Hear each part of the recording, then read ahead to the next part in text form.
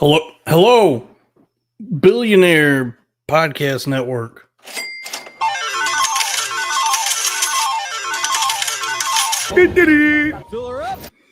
Welcome to the show. It's me, the first billionaire podcaster, the golden chocobo himself.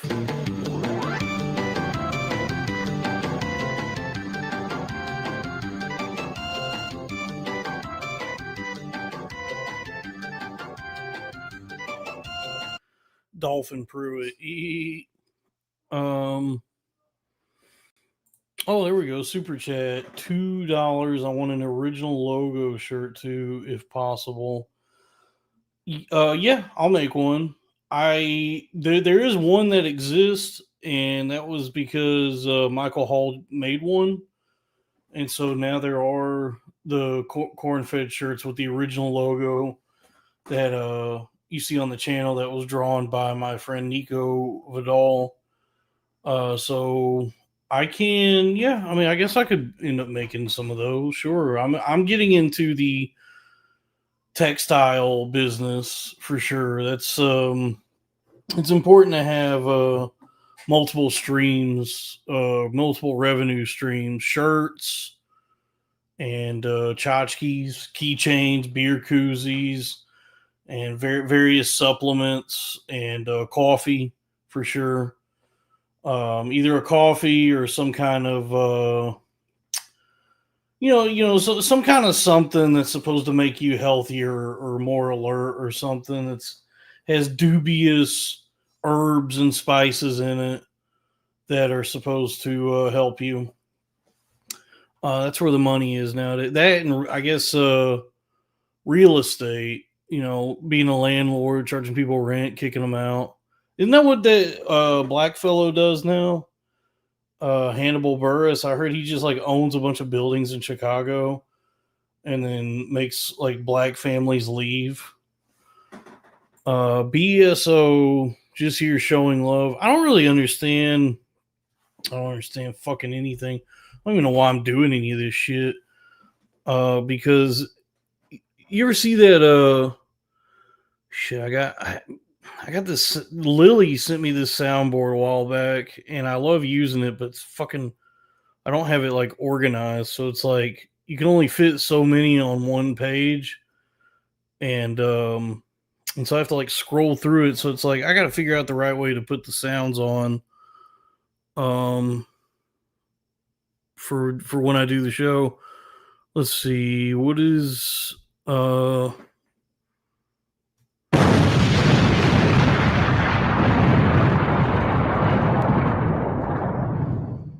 I like that.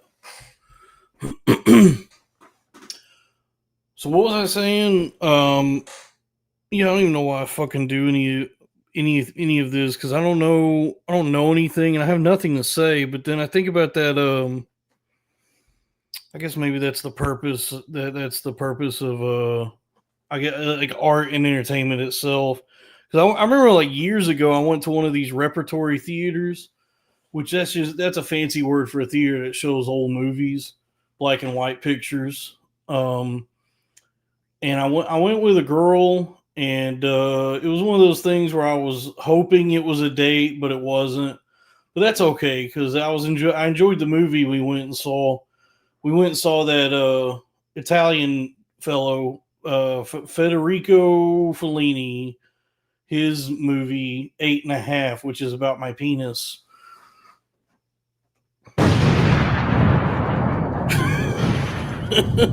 Dude, I'm trying to just be all soundboard.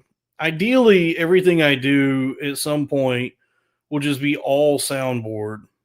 But I have to like, find the sounds and make them. So right now, the soundboard it's growing. I'm building it, and then in a perfect future, we'll see this. Me going live, and then it's all soundboard all the time. Like what is Jews have no idea what the hell they're doing. There we go. So so I don't know anything. I have nothing really to say. But then, so this was years ago. I went and saw that movie 8.5 by Fellini, and it's about a director. So it's one of the movies about making movies. Kind of an Ouroboros type of situation. That's how I always feel about that. I guess it's valid, but it does make me feel kind of uneasy when I'm watching something about about the medium that I'm watching. It's like the universe is folding in on itself. So that's why I always thought Larry Sanders Show was too scary. It's just like it's a late night talk show about late night talk shows. That's too it's too much math. It's squared and cubed and square rooted. It's very scary. Just give me a show about a recovering alcoholic, former baseball player who bought a bar, and it's a show about a bar. It's not a show about the making of a show about a bar. It's you know that can get really frustrating sometimes, or it can be a little too indulgent. You see that fucking because they're doing that with that fucking some new Anaconda movie where it's about Jack Black and Paul Rudd are trying to make their own Anaconda movie because they're fans of the movie Anaconda. It's like this is just kind of I don't know if it's a hat on a hat, but it's obnoxious.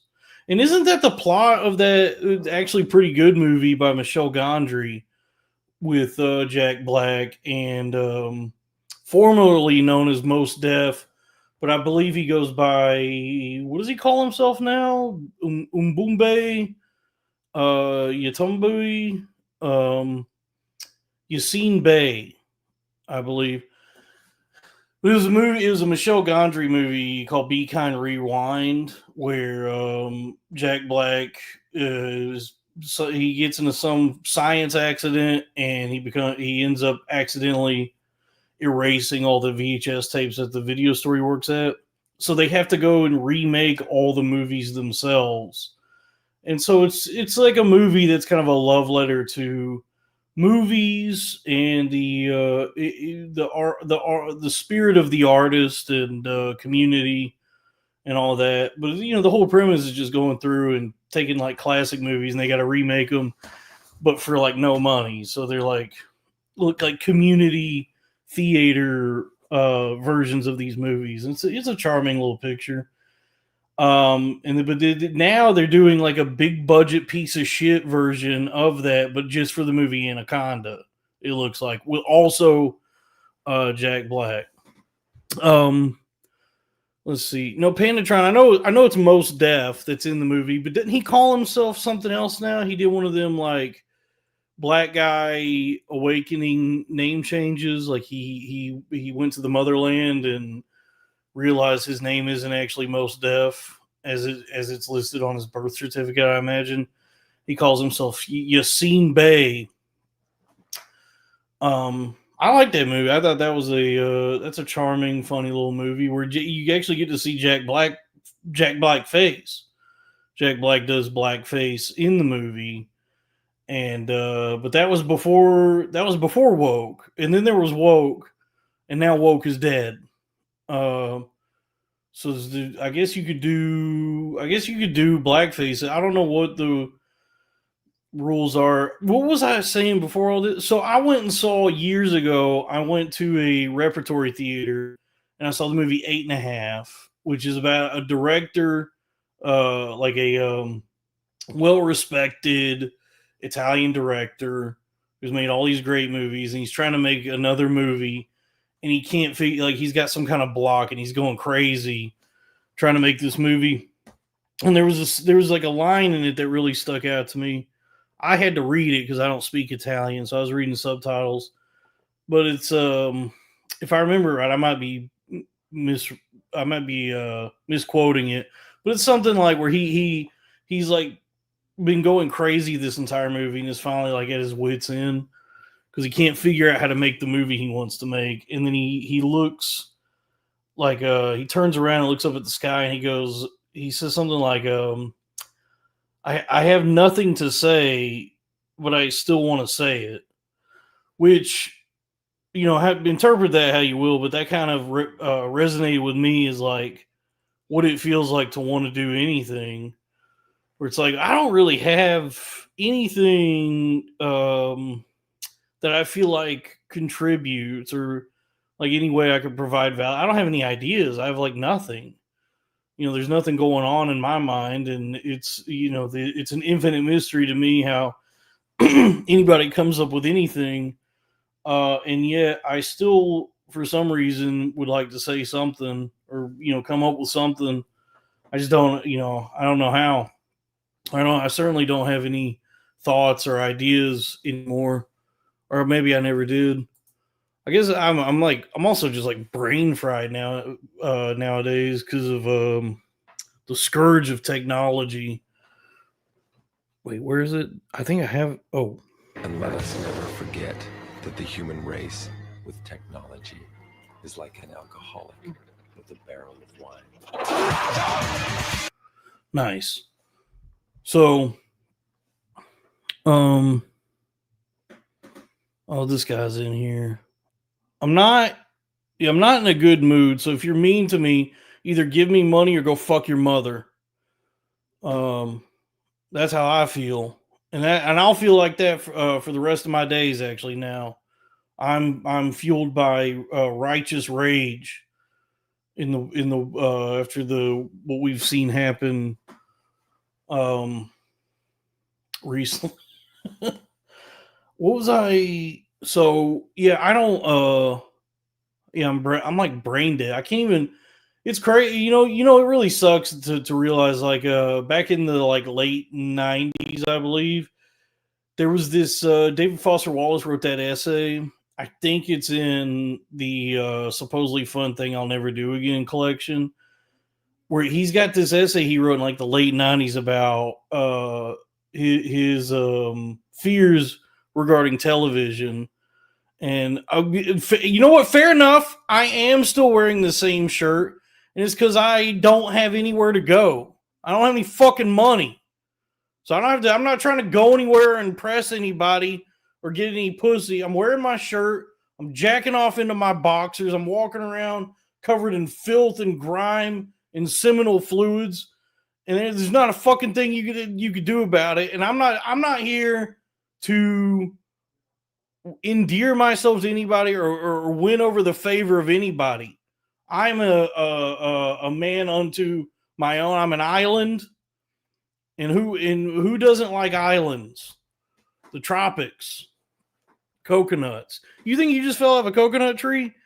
You exist in the context in which you were born and all that came before you. I keep hearing that shit. By the way, not just I do love that quote, but man, I be talking to people. Online and in just various Discord servers or whatever. And I still, it's like everybody is feeling the crunch, feeling like the pains of whatever's going on with the politically and economically. And I feel like a lot of it's probably brought on by Trump and his administration. I don't know much about politics, to be honest with you, but from what I've been looking at, it looks like neither does anyone in politics. So I like it really more than ever at any point in my life. I like when I watch whatever's going on like I put on C-SPAN or I turn on Al Jazeera or watch like any news outlet, and I see the people that I'm told are like supposed to be leading me because I'm incapable of leading myself. I need guidance and leadership. These people seem like a bunch of fucking slack-jawed yokels. They don't even know what the fuck they don't know anything. They seem really stupid. They probably illiterate, and they're making like wild, just big decisions on the fly. They're having like drastic effects on like everything. Whereas the price of egg, the fucking price of eggs has not gone down. Wasn't that the entire campaign? Was that that you vote for Trump?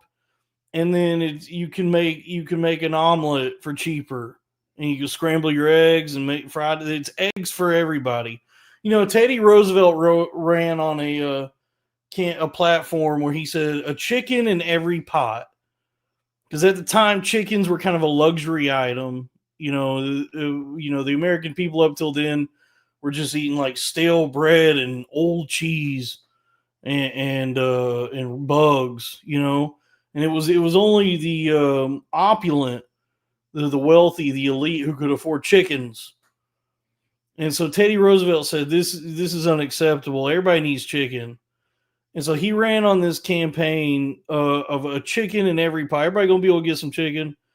And he won, and then everybody got chicken. And you look at it today, and now there's a Popeyes and a Church's and a Golden Chick and on every KFC everywhere. And so in the time since then, America, it seems like America reached its zenith at some point, and now we're slouching toward our nadir. And so it's not even, we concern ourselves not with chicken even. It's just like, can we get eggs? Is it possible for us to be able to get some eggs? And we were all feeling the screws tighten on us on eggs. And then Trump said, all right, look, I can't, I can't promise you the world. I can't promise you everything, but you can get eggs. If you vote for me, I promise that eggs are in your grasp if you just show up to the ballot box and cast your vote for me. And everybody said, all right, cool, because we would love to be able to buy some eggs. That was the whole platform, and he's been in office, like 7-8 months now, and the fucking price of eggs is going up. The eggs they haven't even stagnated in price. They certainly ain't got cheaper. The price of eggs going up. And I'm trying to bake my Duncan Hines cakes, and it's cost me about the same amount as a fucking box cake, as a pre-made cake as it is to go buy the Duncan Hines box and the eggs I need for it. Because of whatever foolishness is going on, politically speaking. What is this? A super chat. Let's get some super chats going. You will not AstroTurf Kimmel being released, and the people thinking left it are the good guys. I don't know what this means. I feel like this sentence is confounding, or I don't know why. I don't think he wrote this in a way that I can understand. You will not AstroTurf Kimmel being released into people thinking left it are the good guys. I don't know what that means. I've encountered that quite a bit lately where, Dan, I don't know like what your politics are.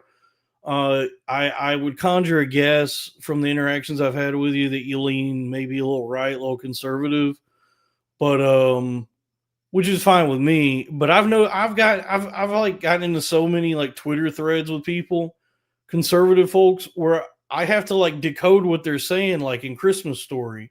I got to break out so I can get my Ovaltine, because they're misspelling things and arranging words in a way where I'm like, I genuinely would like to be able to understand you and talk about this, but in your effort to prove that you know what you're talking about, that you're smarter than I am, you have not spelled the words correctly, which I feel like betrays any argument you were trying to make. If you can't, it's like basketball. It's about fundamentals. If you don't have the fundamentals, you can't dunk. You can't skip dribbling and passing and go straight to dunking. Stephen A will tell you that much. But that's the thing is I want to we've seen. I'm still courageous and brave and daring, because we've seen that the most dangerous risk, the riskiest thing a man can do in this country is try to talk to people. But I'm still willing to. I still want to open up a dialogue and talk to people, even though I know from what I've seen, it puts my life at risk, and that's what from what everyone has said. Do we have a? Hello, my baby. Hello, my honey. Hello, my ragtime gal. Send me a kiss by wire. Baby, my heart's on fire. If you refuse me, honey, you lose me. Then you'll be left alone. Oh, baby, telephone and tell me I'm your own. So the eggs are still expensive. And $20 from Robbie's third cousin. New rule, thank you. No message. The coconut tree. So I've been talking to, like, when I talk to guys about all this. Robbie's in the chat. Robbie, do you want to come in? Do you want to hop on this? Here, I'll post the link in the chat. Just be cool. Let's keep our heads level. Let's be cool. Let's be chill. There's the link if you want to hop in. But I've been talking. I'll talk to guys about all this, and I'll express my concerns and troubles I've been having, and feel like like what I think is related to decisions being made by the president. And it feels like a lot of insane things are happening where, like, my life and a lot of people's lives, if for no other reason, just the stress it's causing to see everything in the news, or like materially getting worse. Like, we're all just like feeling miserable, but also, none of us have any fucking money. And I'll express that, and then I'll still have people tell me, well, it's still not as bad as if Kamala had won. Which, fair enough, maybe that's true, but I don't know if there's there's really no way to know that. So, I mean, that's still just speculation. All I can say for sure is I'm not happy with what I'm seeing, and I guess also my life just sucks anyway. So there's that. But it's what does it say? Shout out to the older dogs. The owners love you. Oh, hey, here we go. Well, here's Drew. What's up, dude? What's up? Drew is here. What's up, y'all? You know what time it is. It's about to be that time. What, Drew, you drinking? You know it. I'm going to grab more beers right now. How many beers have you had? I'm only like 4 deep. Oh, you just got off work? Yeah, I just got off work. Nice, dude. I like that shirt you're wearing. Pretty nice. Really cool shirt. I got the hat too. Finally came in. That's a really cool hat, man. Thank you. I had a sore subject. Nice, dude. Probably brightened up your day right there. Yeah, that really cheered me up. I was feeling a little down in the dumps because of the day I've been having. But seeing you in that shirt and that hat really have shined a light on my day. Oh, hell yeah. Nice, dude. But still, fuck England. It looks nice. England. It's not bad. I think the collar's kind of tight, but that's probably me just having a fat neck. The actual country, I guess like now it's just a bunch of Pakistanis. But that's good for IT or whatever they do, right? Oh, Robbie's here. I don't have my I don't have any equipment, so I probably sound bad. They actually sound okay. Oh, that's good. Better than any time I've tried to use a mic. I don't want to like point fingers or anything about. I don't know if you've discussed anything, but Dalton, I do want to say that have you considered some self-reflection and thinking that maybe you, as many have attempted, tried and failed to outbody the brain? Dude, the body caught up with the brain. You thought you could outbody the brain. Yeah, and this is that sharp witticism from Robbie the Ice Goodwin. I'm Robbie the Ice Goodwin now. Every time I pull up, yeah, I always steal the show. I don't know what that. I went on YouTube and I typed in ice, and it showed me some song that was like a fan song. It was like some guy made that's about the anime My Hero Academia. That's a rabbit hole. Fucking funny. It didn't show you Vanilla Ice or anything like that? It did. I was looking for other songs that might have mentioned ice. And so one of the top results was this. I'm ice cold. Every time I pull up, I yeah, like it. I always steal the show. I actually like it. The rest of the song, like the full song, is about My Hero Academia, which Yeah. I've watched like a couple episodes of. That should be Robbie's new singer. Every time Robbie gets a good joke off, you just hit that. Or it should be when I get off a good point in the arena, honestly. Did you know? By the way, did you guys know that once again, free speech is under attack? Goddamn them all. Oh no, not that one. Shit. Where's I'm the eating other? Ritz crackers. Hold on. I got it somewhere here. Did I add it? Give me a second. Shit. Where is it? Well, I'll figure it out. Not that one. What did I name it? Hold on. Oh, here we go. Free speech is under attack. I thought the bitch was white! God damn it! I thought the bitch was white! Is that Roseanne? Yes. There we go. I can't believe that Trump got elected led to another of my podcasts failing. The sign. Oh, I'm 0 for 4 now, I think. Robbie, I said let's be cool. Let's be chill. Oh, sorry. I mean, I don't know. We could talk about whatever. I just No.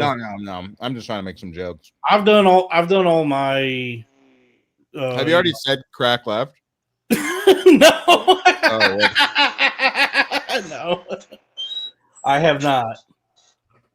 No, I just in my own time before this, just like on my own, was just screaming obscenities in the bathroom and went outside and I was bad news, guys. Crack-a-Miko left the show.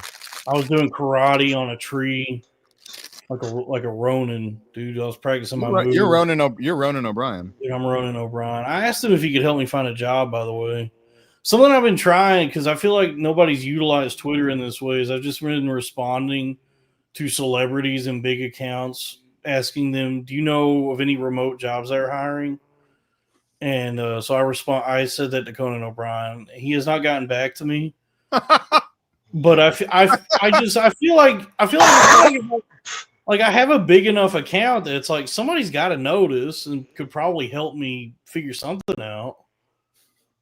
I mean, Taika, they do remote control cars. You reach out to them. It's so funny that when I'm not even trying, I got the best audio. Maybe that's a metaphor for my career. Yeah, it sounds good. Yeah, it sounds fine. What does it say? Dan might be trying to send a super chat in the YouTube app. It jumped less everything up all stupid like this. Oh, okay. Well, thank you. Well, you folks, keep the super chats coming.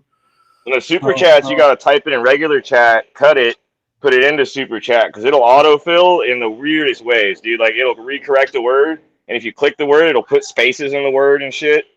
It tries to add characters and do jumbled up words to add fucking money. I like, yeah, well, more money is nice. Kind of funny Colbert is actually still on the air. Like, he got announced as being fired like so long ago. Yeah. Yeah, I mean, I have been like working diligently trying to do all the streams and promote the show. Abiding by the boundaries put forth by my co-host in my promotions. For I don't want to do anything that might spoil his chances with becoming friends with people that are famous. So I definitely have been like, and I said to myself, I was like, you know what? There's a decent amount of money coming in from all these things. I feel like I have a nice like foundation, and the only thing that would ruin that for me is if one of those revenue streams was to suddenly and abruptly be taken from me. But fortunately, no, that's never going to happen. My thing is like, it sucks how abrupt it is, but you really cannot. If someone doesn't want to work with you, it's professional at the end of the day. It's a $45 bag of instant coffee. What the fuck are we doing?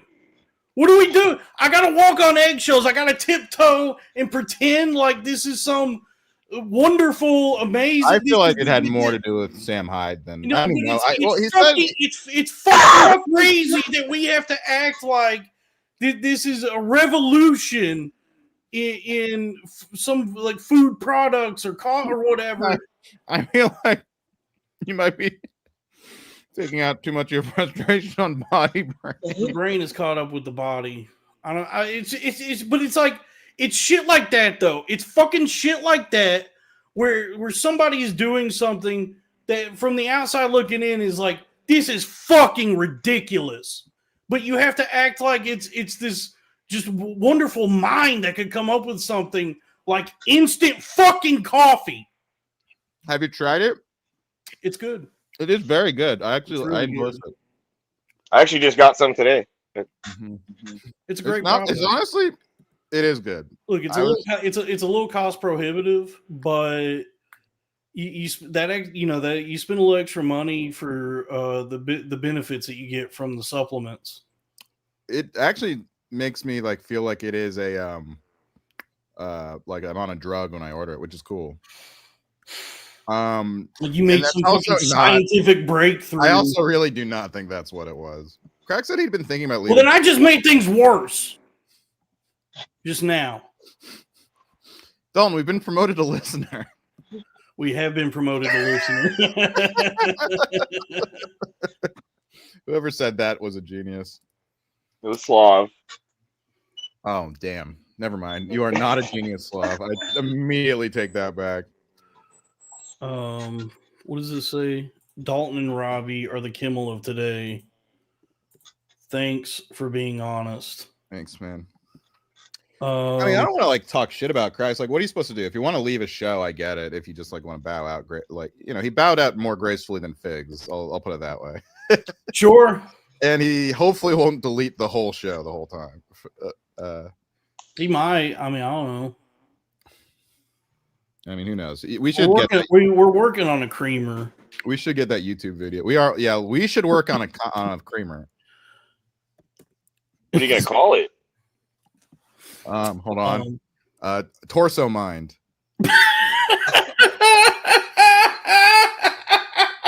Folks, stay tuned. Torso Mind is coming, dude. Wait, Torso Mind, and then our special blend, Torso Mind of Mencia.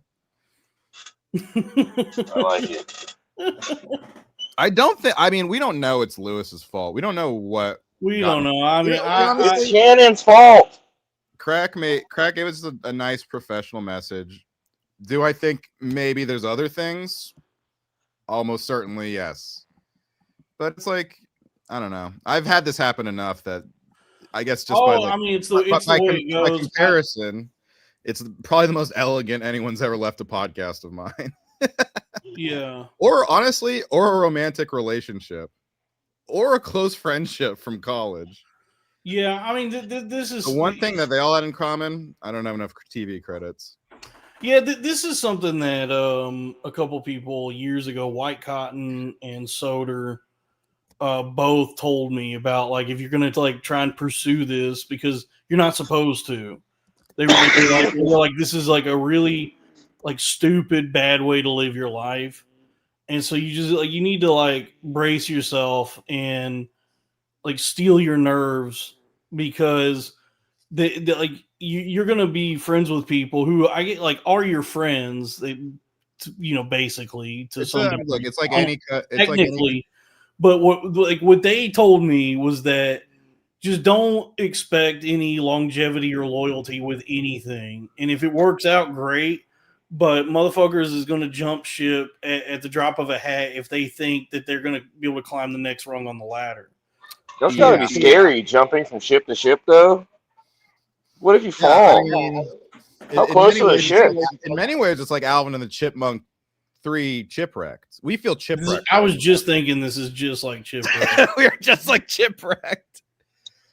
I don't know. I mean, I don't want to like we can go into conspiracy theories about like whose fault it was. He just basically said he wanted to focus on his own projects, and like, what are you supposed to do? You can't trap someone who doesn't want to be in a professional partnership. It's like, oh yeah, that's immature, you know. Yeah, and I mean, he did. I mean, to his credit, he did reach out to me and like us, and was like, you know, doing stuff with us, and I guess like him being in the position he's in, it helps us. But I don't know, man. It's like it just sucks, especially when it's like we've had so many stops and starts in comedy. And it just feels like another, but we're better off than we both were before we started the Crowder Boys, and a big part of that is thanks to Crack. And better off before we started that show. I'm still in a really bad spot. I'm in a really bad place. I meant specifically that show. Yeah. I'm not doing. Have we both fallen off from say May 2021? Sure. Oh yeah, I am not doing well. I was once in Skankfest. But yeah, I think it is like, look, I mean, my last podcast, fucking couple comics got in my co-host's ear telling them I was career cancer and stuff. So this stuff does like that shit's so fucking crazy, dude. It's like, so fucking it's like bewildering how people will like turn into cartoon villains because they want to be professional fucking talkers for a living. It's a cutthroat industry, man. People just have, and also people are have tunnel vision, and nobody kicks a dog when he's laying down. As my mom. No, they do. They kick us. You kick my dog. Yeah, foreigners be kicking dogs. Yeah, maybe I am cursed. I don't know, man. I do think I like just. No, you're not cursed. What it is like I've already experienced like full on psychosis and came out the other side of it, and I'm something else now. I'm a different being. But like what it is that every single person in it, like trying to be in entertainment, or because it's like nowadays everybody is trying to be in media and entertainment. It was already a really like bad thing. Yeah, it was already like a degenerate fucking thing to want to do with your life. That everyone if you told anyone, yeah, I'm thinking about doing this, I'm thinking about doing comedy or acting or whatever, they would say, are you out of your fucking mind? Like, you're gonna do that to your parents? You're gonna do that to like everyone that loves you? Yeah. Be a respectable member of society and get a real fucking job. And that goes back to like like early actors or whatever. Like they were not respect. They were not like, there was no celebrities. There was like, they would come through town and the town reviled them. They hated them. They were entertainment, but they were like, don't fucking interact with us outside of your little stories that you're doing.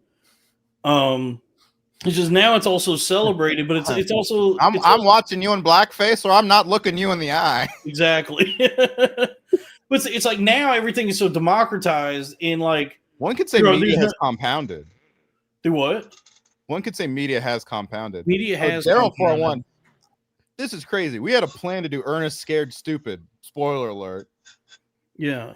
Just so all the fans. Hey, you know what? Let me say something to this fucking this little petulant cunt, Andrew Tate.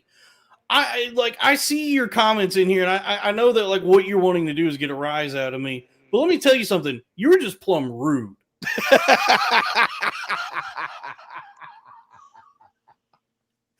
As Stephen A said, Rule 5: no rude reactions. Please don't be mean to us. Yeah, I'm just feeling it's honestly not crack. I got my fifis hurt, and I'm a little upset. But it's mostly just because it just makes me flash back to like my, there's like.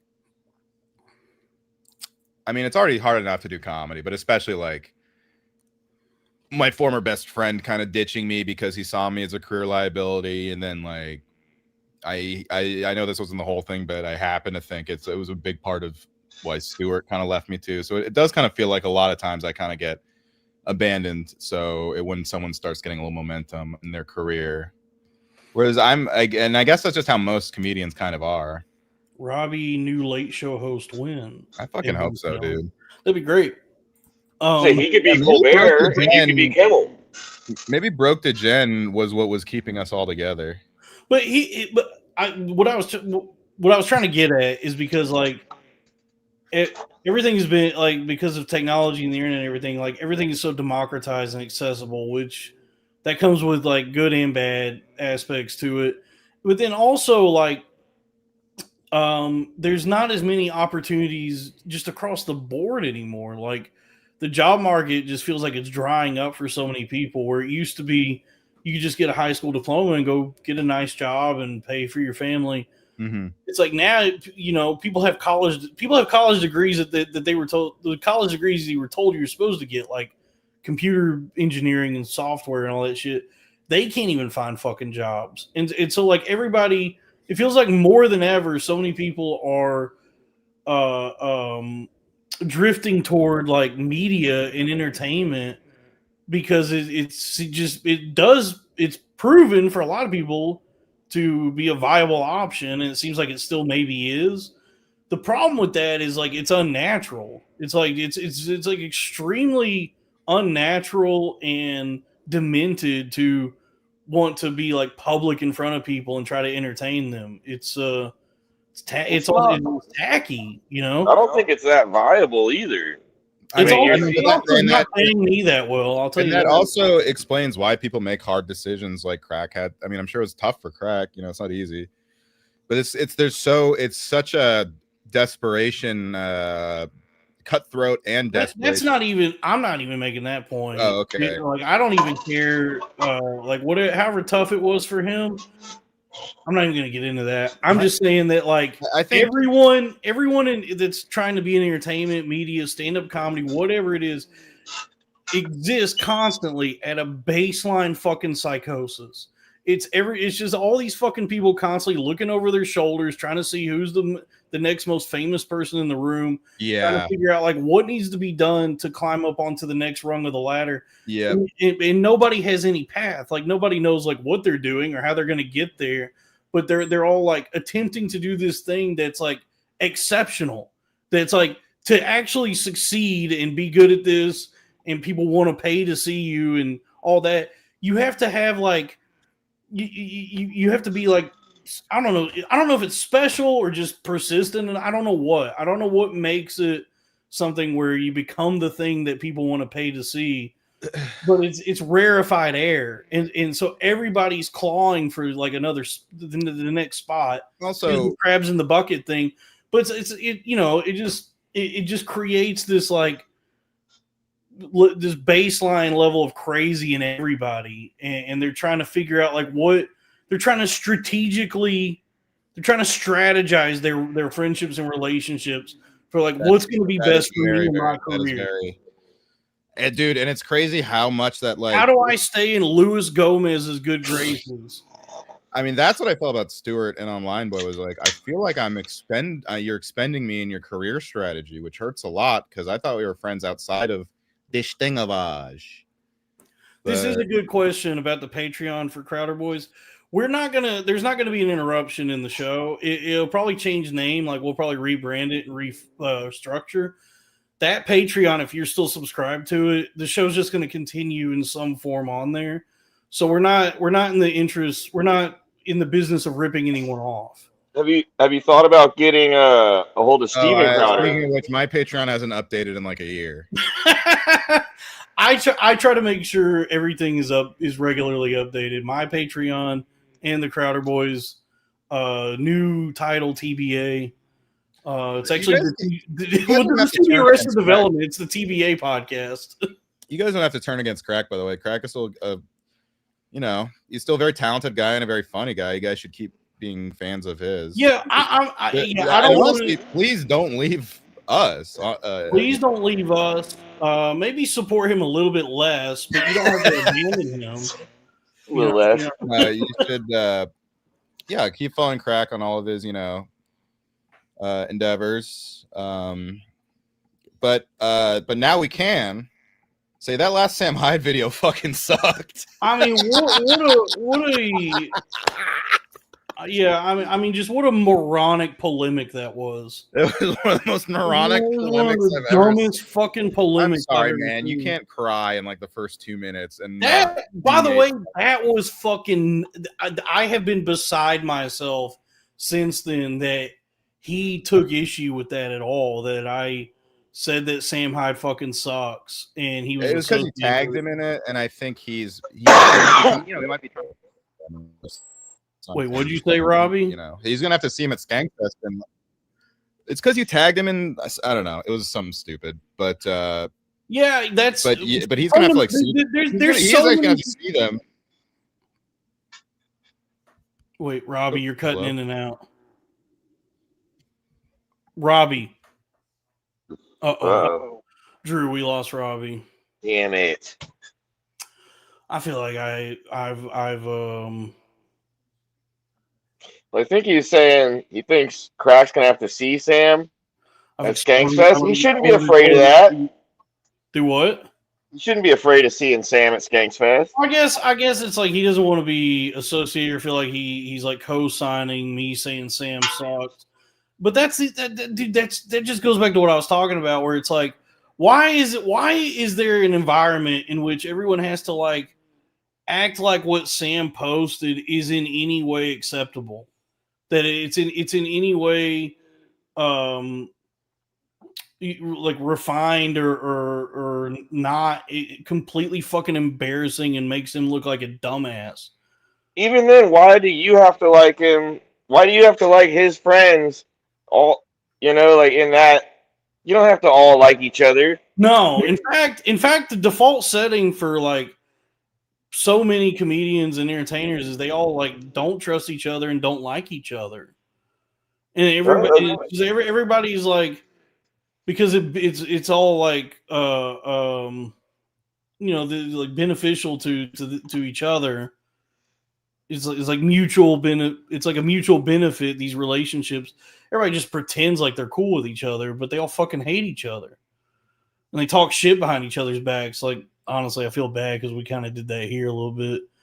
I guess I'm just like I do feel kind of blindsided by the whole situation. I didn't really want to talk about it with this. I didn't really have a plan for this at all. Yeah, thanks, Robbie. I mean, it's fine. It's whatever. I've expressed some anger here and some pretty raw emotions, but it's like the thing is like I just have to, honestly, I got to be cool. I got to be chill, because being angry or being spiteful or just like having a shitty attitude, that does not behoove anybody. And it's not gonna be. It's like that guy, Tyler Robinson. He thought that shooting and killing Charlie Kirk was gonna affect the changes he wanted. It's made everything exponentially worse. Way worse. Yeah. Which is probably the plan in the end. But by the way, why is there no middle name on that guy? He's not a real killer. He's right. I'm just saying. They always give the middle name. Everybody's like, "There's 3 names." It's like, yeah, because they said the middle name. You know why? You know why it is? It's because his full name is Tyler Charlie Kirk Robinson, and so they can't reveal that to us. The ultimate inside job. Yeah, it was a Fight Club scenario. Yeah, because it would sully public perception of what's happening. That to find out that his middle name is Charlie Kirk.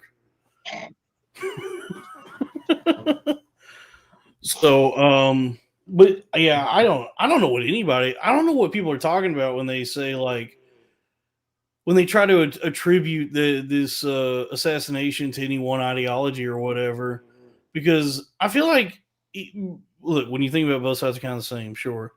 But I feel like on the right or left, if you are aware and have been reading and keeping up with things and have like at least half a brain, And I'm convinced that like most of the people I'm seeing post about things have just about that. They got about a half a brain. A lot of them left. But I guess my point is like you would understand that political assassinations are not how you affect the change that you want. You know what I mean? So like when they try to attribute this guy to any one side, it's like I don't know, like why I understand. I know why they're doing that because they have their own agendas and their own ends that they want to further. Because like the rational, reasonable understanding of it is like, yeah, this is a fucking insane person that did this. If it is just like one actual guy who, you know, was persuaded to do this by his friends or whatever, or snapped, there may be some broader conspiracy going on, but I don't want to get into like conspiracy theory mode. Just like what are That's the other thing. Who do you think's doing mentally better right now, you or Kurt Metzger? Because you brought that up earlier. That is a really and that's the other side of that coin. That's where Kurt Metzger would be. He'd be like, that's a really startling realization that I am doing mentally better than anybody. But yeah, no, he does not seem to be doing well. But you know that I was thinking about that today. That like I'm seeing so much now about like people in developing like psychosis from AI or feeling like they're going crazy. Like I'm seeing more and more people in their response to the news or whatever like forces that are impacting them, they're happening around them, whether it's whatever's in the news or in their own life or whatever. I'm seeing more and more people mention that they feel like they're experiencing some kind of psychosis. And it's, you know, it's just for me, it's like, yeah, welcome to the club. I already did this. Like I've already done this. I was early to it. I got it out of the way. But yeah, it's really gonna suck for anyone that is just now getting their feeling the psychosis happen. Because maybe that is like the only way we can break through is everybody goes fucking nuts and experiences some kind of like psychotic episode, or is it like a shared one, and then we break through the other side of that finally, because it's like, you know, COVID broke everything. COVID and the pandemic was like the inflection point where everybody lost their damn cotton picking minds, and nobody reckoned with it or even was afforded the time or the opportunity to like actually heal from what happened, because it was still.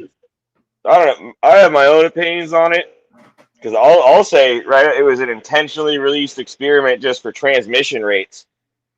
Just to see how transmission rates go. After that, they just went like, oh, now what do we do? Vaccine, whatever. But originally, it's just a bioweapons test to see how it transmits between different races, and you can track that and put it through new models. And it's just military models, you know? Like, they're always doing war games. That's how I viewed it when it first started. Maybe. I mean, it could be. Most likely. I mean, the real issue, and this is the thing that people are going to have to make their peace with, is because like during all that there was so much conflicting information and nobody knew what the truth was. And the unfortunate reality is I don't think anyone's ever going to know what the actual truth is about all that. You're just no, but I know in November, before February, when it was in the news, I got word that a bunch of concerts were canceled all the way up till October of next year. They said all concerts are canceled, and I was like, for what? They're like, everybody canceled concerts. And then like a month later, they're like, oh, there's this virus. I was like, oh, well, that checks out. And then they said 2 weeks, and I was like, well, it ain't 2 weeks if fucking all the concerts are canceled till fucking October, November. Right. Yeah, I mean, I do remember people, there was like a lot of people and organizations and whatever taking like precautions pretty early on, because I think I guess like once everyone understood the severity of what was coming, they just were like, some people knew early. Yeah. What does this say? $1.99 from William Allman. Craig didn't want a Lexus on that bad. He quit. Damn. That might have been it. Maybe Craig just hates big ass titties. And that'd be crazy, bro. How you gonna hate on titties? I don't know. I mean, yeah, I don't know. I mean, he told us like, Robbie says he was like respectful, but I mean, he sent a respectful message, but it was like, all right. I mean, like on this kind of blindsiding us like this. I mean, I don't know. It's Maybe a phone call. all I can say is, hey, thanks for the memories. You know, what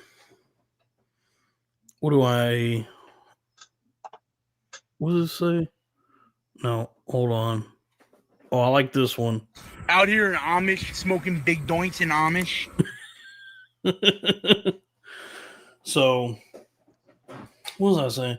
So yeah, like, you know, the COVID and the pandemic or whatever, and I try to abstain from like conspiracy brain or getting too in the weeds with that kind of thing. I just like, what is it that I have experienced, and what is it that I understand, given like the information I have access to that did actually happen, you know, because I don't want to like get hung up on vaccines and turn into one of these like Joe Rogan or Sam Tripoli types. I stopped there. I don't.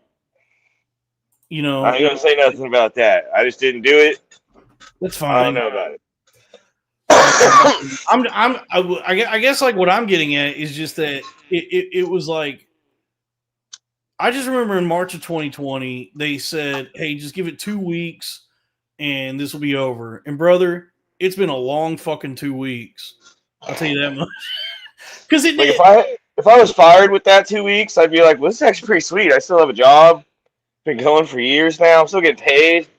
Like that's a long 2 weeks notice. Yeah. The thing that just drives me fucking nuts is that I remember when that feeling set in of like despair and doom and panic and hysteria.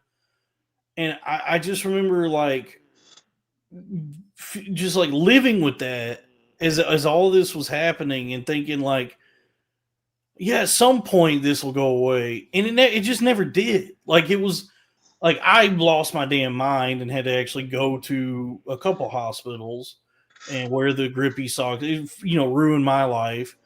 But then I just like paying attention to the world around me. There was never any sort of well, it never came back. Well, there was never any sort of catharsis where, yeah, everybody loses their fucking jobs and is in a state of panic, wondering like, oh, are we all just gonna die from some super flu or whatever? And then you know, people are turning on each other. Nobody trusts each other anymore. There's all these like riots breaking out.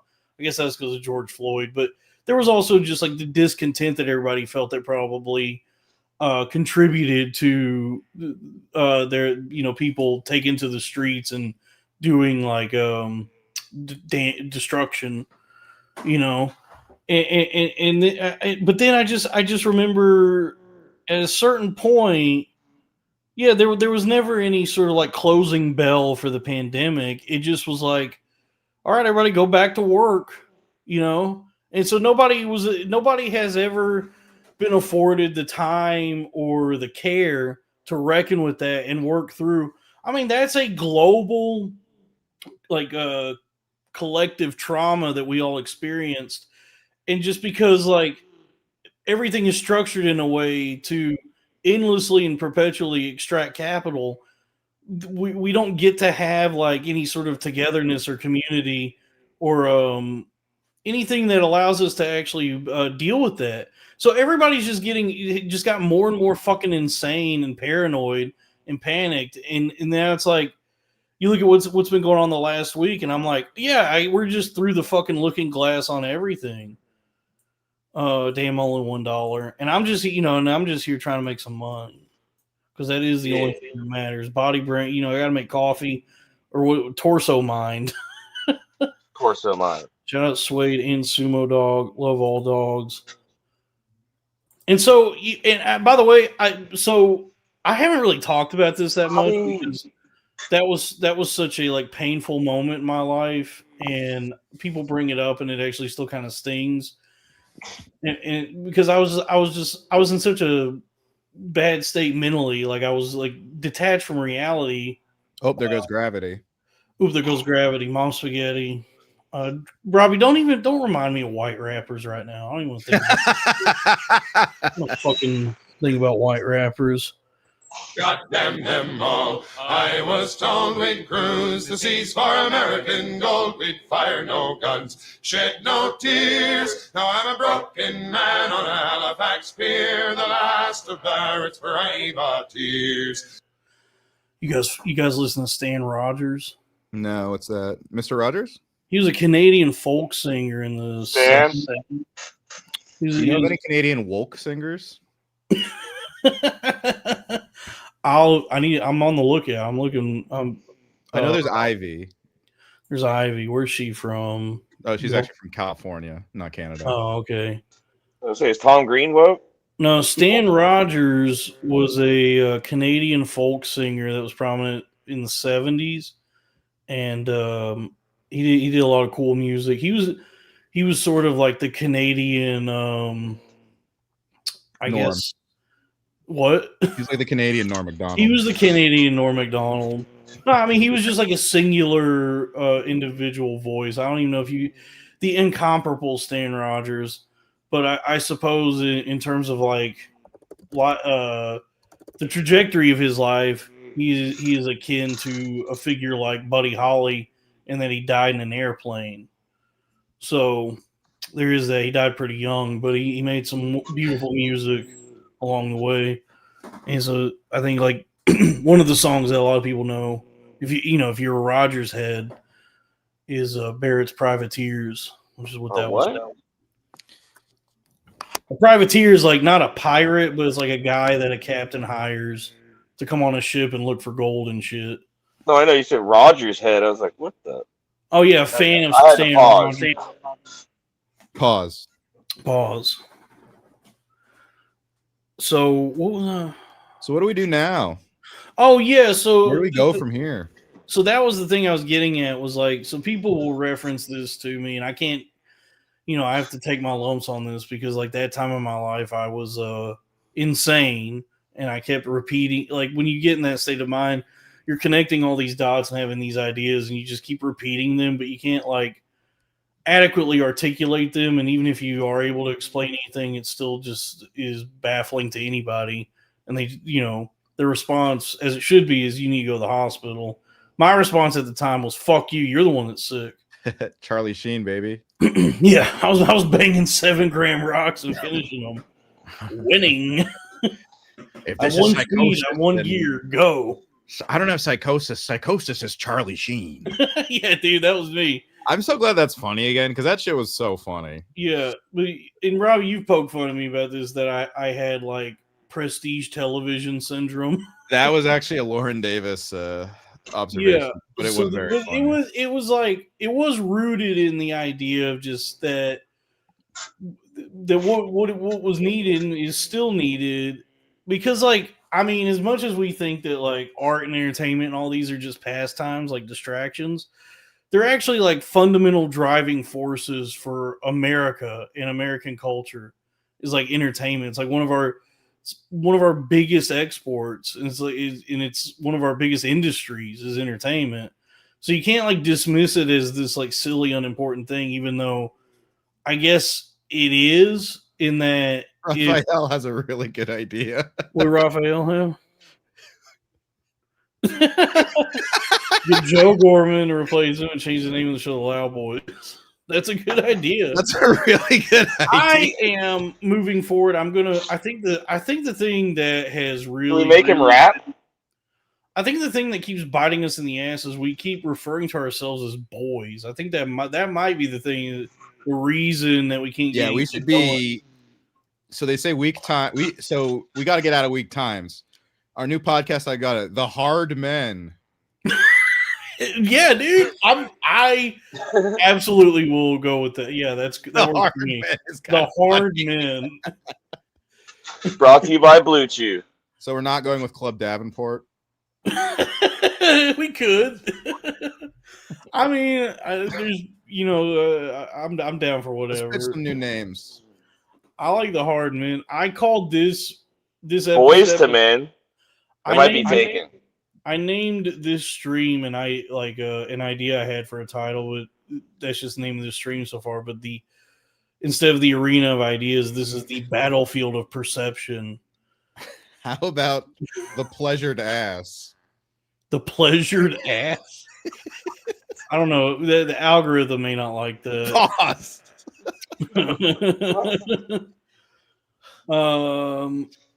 Well, if we're gonna actually, I will be announcing this. I have made an offer. He hasn't accepted, but I have made an offer to Squeeze to become the third mic on the show. You know what? You better have Sumo. Yeah, he's telling me I'm in negotiations with Sumo. Sumo is his agent, but I will be. I will say if we get Squeeze in, if he ever doesn't show up or abandons us, it's not for any sort of self-centered reasons. It's because there's an emergency. Emergency thick Latina. Something really bad is happening. No, or a date, a Twitter date or Tinder date. Yeah. It would be a good bit. It would be a good bit to try out co-hosts, or just add Sal, but say we're trying him out as a co-host. Just put other people and say it's Sal. So, what was I? So at that, the thing that people say to me that stings is they reference like one of the things I kept repeating at that time, which is that Succession is the vaccine, which sounds insane because it was. The idea was rooted in this sort of something I was thinking about at the time that unfortunately, because I was like actually crazy, got connected to like all the like psychotic thoughts and somehow ended up with like there's a Jewish director in space that's making the movie that is the planet Earth. That's not true. That's just the crazy talking, you know. No, that was a documentary South Park made. Yeah, but where prestige television factors into this is just that like I guess I would like to. Yeah, Figs would 100% turn down this opportunity. Unfortunately. Yeah, fuck them. I'm gonna be honest with you, man. And we'll get back to maybe I'll try. We're trying to think about people who like won't abandon us if they smell a ladder to climb. Yeah, like not Dave that, Attell. Not that that's crack. I'm gonna be honest, look, dude. Like, let's get serious. Hold on. Get serious. Come on, Let's get serious. As much as like Lewis helped us back in the day and does help people, and crack helped us and gas digital and all that, I do not want to have to fucking worry about anything that's going on with anybody associated with gas. Like, I don't want to like. I mean, look, they call gas is a toxic fume. That is true. But it's So- also fuel. Well, it's That a see state of matter. that is the endless. Gasoline is the fuel. Hydrocarbon. Gas is just a state of matter. Fill her up. Yeah. Oh, we shouldn't be doing that. Give me fuel, give me fire, give me coffee in the morning. Yeah, I think it is like, you know, a lot of the sphere of New York comedians, especially in the podcasting or whatever scene, there's a lot of like I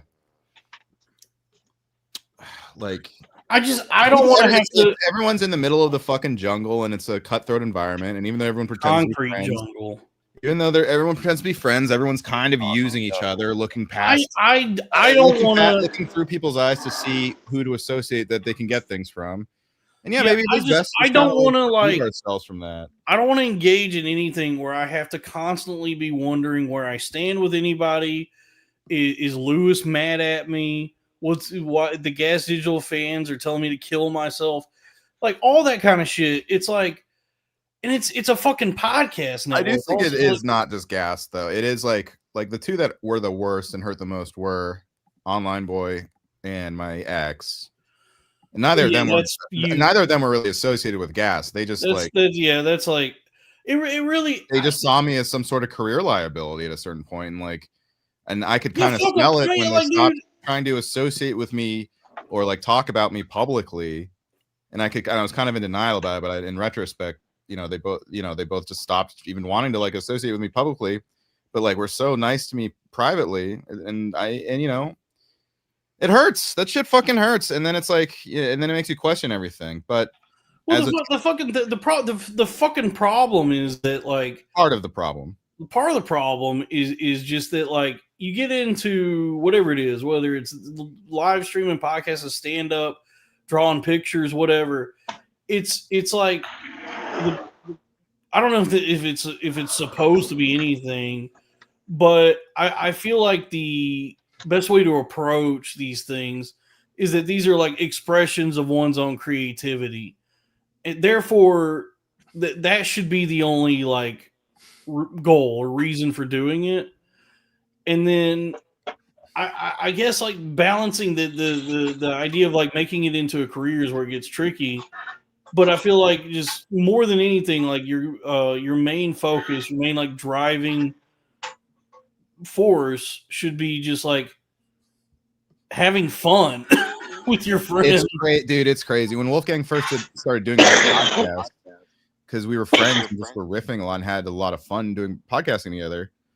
He went on fucking Lev's show, and Lev was like, "Why would you do that? I don't understand. Like, you don't understand why like two guys want to have fun on a show."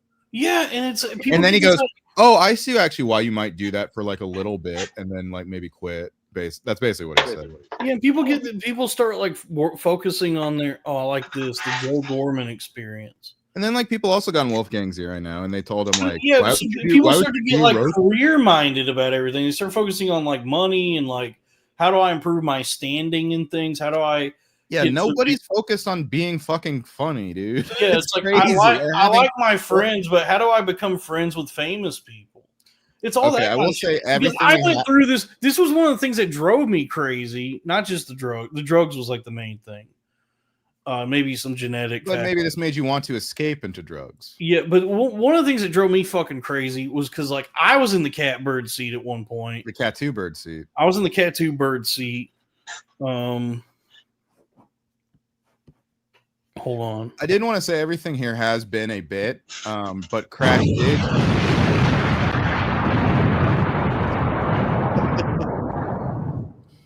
Everything here has been a bit, but Crack did leave the show. And if you guys really want to know why, what he really did say to us, and this is true, is he said we were not libertas enough. He said we actually are the problem. I am the part of the problem. You guys are the fucking problem. Yeah. What does this say? 999 William Allman. Keep it up as a duo if you need. I look forward to all y'all shows. I basically gave up on Skanks, Regs, and Gas Digital because of Sam Hyde in that corner of the internet. It really puts kind of a fucking damper on the whole thing. It puts a stink on everything. Dude, here's the fucking thing about that guy is like years ago, a fucking like decade plus ago, they were making subversive, funny things. I was a big fan. I used to be a big fan. And somebody in the chat said it. They said he's an art school fag who's now 40. Like he used to be edgy and funny, but now he's 40. He is actually gay. Well, so looking back on a lot of those sketches, like now that I'm older, like the issue I have with a lot of them is like, yeah, they're funny. They were funny then, and I can see, I can find the humor in them now. They're fucking mean spirited. They're like, so they're like, they make you feel ill watching. Yeah. Like that even at their best, they would make me feel bad about. Yeah, that fucking wine party sketch is like the joke is the heightened reality, the absurdity of what's happening. But especially know what we know about Sam now. Really, like the crux of that sketch, and this is what Lauren caught this when I showed it to her, is that Sam Hyde fucking hates women. Yeah, it's a part of his psyche. Yeah. It's not as funny when you know that part of him. And that's the thing is, like, I think he coasted a lot on people thinking he was trolling, myself included. It does color it when he's just like, no, a lot of it's a troll, but you can see that a part of it isn't really a troll. Like there's still a lot of his mentality in there. Well, he's basically like with that Sam Hyde show he's been doing lately. He's basically just saying like, "Hey, this isn't a troll." Like he's just it's like in like, I don't know. I just in a different way. I get falling in love with their comedy because I did at one point, but I also as Snoopy once said, and by said I mean someone used an AI photo to make him say this. I wish I knew less about the world than I do now, or whatever. I miss when I knew less. R.I.P. Trevor Moore. Dude, Trevor Moore. I've been rewatching Whitest Kids. It's actually better now than it was even then. I think. Yeah, it's so amazing. Fucking good. Makes me laugh so much. Let me say this, Robbie. Sam Hyde, bad guy. I feel like Sam Hyde is, or Trevor Moore is like what I kind of hoped Sam Hyde was back when I was really in MDE. Yeah, Like a really Moore, innovative sketch comedian who was like kind of a subversive, alternative politics guy, but not in like an evil way, Trevor Moore Moore trying to be funny. Trevor Moore. Yes. Ultimately, his goal was to be funny. Yeah, now, Sam Hyde's goal Sam Hyde switched. seems like trying to be political, but like peppers some humor in there now and then. Yeah, it's not the same. That pepper. That does sound. I know, Don. I know that sounds delicious. Ooh, can we get a squash update? The humor. Squash update? Hold on, Drew. Your audio has not been good during this. There's like feedback happen. There's like an echo. Yeah, you got a lot of femoid going. Yeah. Let's hold on. Let's say goodbye to Drew for a little bit because his audio the echo has been distracting. I love you, Drew. Though I do love Drew. He's the new co-host. Yeah, he's the new third mic. Everybody. As soon as he buys a microphone, what does this say? Not to be gay, but also to be gay. I appreciate the sincerity of you two. It will pay off in the end because your fans aren't going anywhere. What's up, y'all? You know what time it is? It's about to be that time. We are keeping Stephen A. Smith in the divorce. I'm calling him. Hello, my baby. Hello, my honey. Hello, my ragtime gal. I think we do have to retire DTD of the week because that was Crack's idea. Oh yeah. Now it's you might be the final DTD of the week. Actually, now it's dumb fucking piece of shit of the week. Dalton, as a Taoist once said, anger comes from that which we cannot control. Well, no, I was going to say the dumb fucking piece of shit of the week this week is the FCC. I agree with that. By the way, very libertarian to defend the FCC getting someone fired for comedy. It's extremely libertarian. I have to. It's crazy how all my favorite libertarians are defending that. Yeah, I have to sit with this and like figure out how. In what way is that a I'm sorry. How can you square that circle? How can you possibly square that circle? I have to figure out how to actually articulate because like right now what's going through my head is just like circus and carnival noises about all the like I don't even what I'm seeing happen is you were listening to C-SPAN? Dude. That is yes. But yeah, I mean that's like seeing what's happened, like how not exactly a 1-to-1, but how the roles have just like flipped. Trump did get off a banger just now. I don't know if you saw it. He said, "Whatever happened to the very highly overrated David Letterman, whose ratings were never very good either? He looks like hell, but at least he knew when to quit. Loser, dude." Why is he tweeting about David Letterman? Dude, that one guy I was riffing with on Twitter was right. Like he was kind of joking, but I thought about that.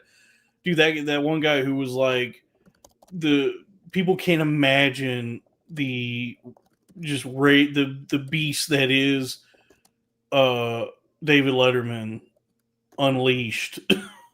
They can't imagine what David Letterman will that was funny. Rot upon them. And he said that kind of jokingly, but I thought about that and I was like, well, shit, man, he's like 70, so he doesn't give a fuck anymore. If he did want to get involved, like somebody of his caliber and his legacy, and throw himself into the arena of ideas, the battlefield of perception, I do feel like he would move the needle in some way. Still around, kind of. He doesn't. I do feel like that was actually an old Jake Wiseman joke that stuck in my head ever since he was running. I was like, I don't want Trump to be president, but he would be an amazing pope, and I still believe that. I mean, because I don't know. This shit is just going back to what we were saying, because it's like I certainly don't want to live my life in a way where I have to where I'm like trying to stay in the good graces of Sam Hyde or like pretend like that's a fridge too far for me as well. That's a fridge too far because it's like as funny as some of those sketches were, it wasn't like they were like it wasn't like they were like genius works of art or anything that deserve to be preserved in the fucking Library of Congress. It was just like funny guys making like stupid sketches. If we're gonna get Woody Allen out of here, it's like Sam Hyde hasn't made an Annie Hall even. Yeah, and so like this motherfucker 9 years ago, they get that show on Adult Swim, and like whatever shit he was tied up in, like whatever he was into, I don't know what it was, like Stormfront or fucking Storm. He donated to Stormfront. BuzzFeed posted an article about some alt-right shit that he was tweeting and reposting.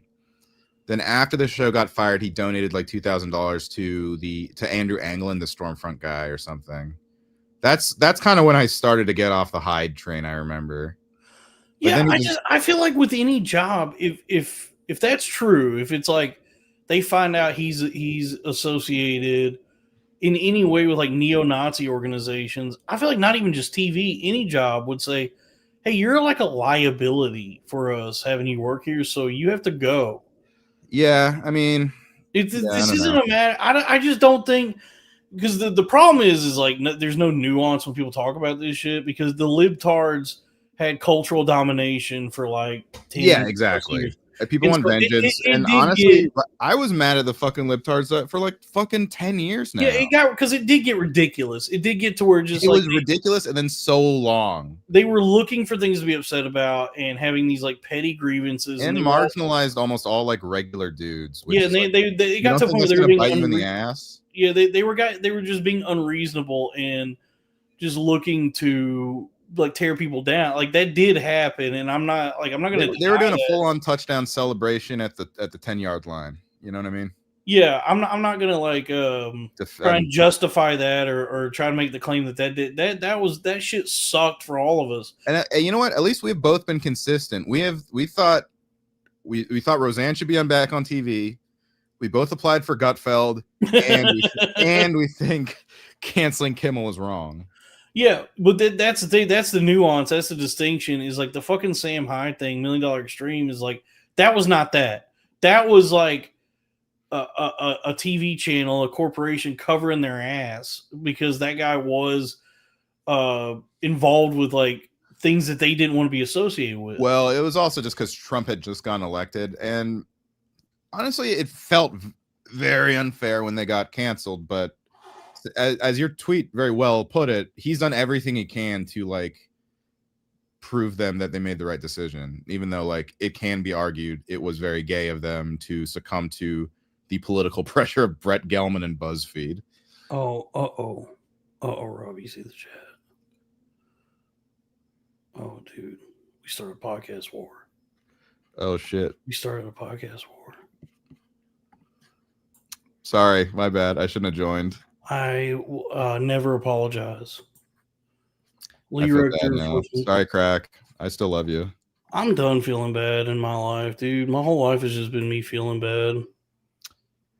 Yeah. No, I don't want to. I was just been talking about. I felt like I was pretty professional. I don't know. It's really I really just been shit talking Sam Hyde. I think we're not professional. None of the thing we've done is professional. Yeah, I think Sumo Dog is old enough to run for president, dog ears loophole, and save this country. Huh. Look, my feelings are just hurt. I'm trying to. I really don't like think I've. As I said earlier, I think you guys should continue to follow Crack and all of his endeavors, and I said I completely said the way Crack left was very nice and very professional. I just personally got my feelings hurt, and I think it's fine to talk shit about Sam Hyde now. That's all I said. So I don't know, Crack. If I said anything unprofessional, I apologize. Well, I mean, folks, go to Crack's channel tomorrow, and he'll give his side of the story war. I guess that last episode probably ain't gonna happen now. I don't think you wanted it to happen. Maybe, I don't know. I think Dalton, you were a little more. I said the way Crack left, you know, it was at least the most professional of all my other 4 podcast co-hosts leaving, or 3, 4 5 if you count those other 2 people I said, which hurt the most. But yeah, I don't know. It's like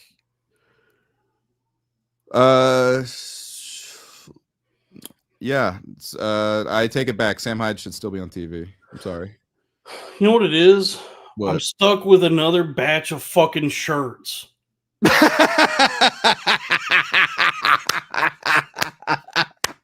How much was spent on them so far? I don't even want to say because that was not my $2,000. I didn't want to say probably.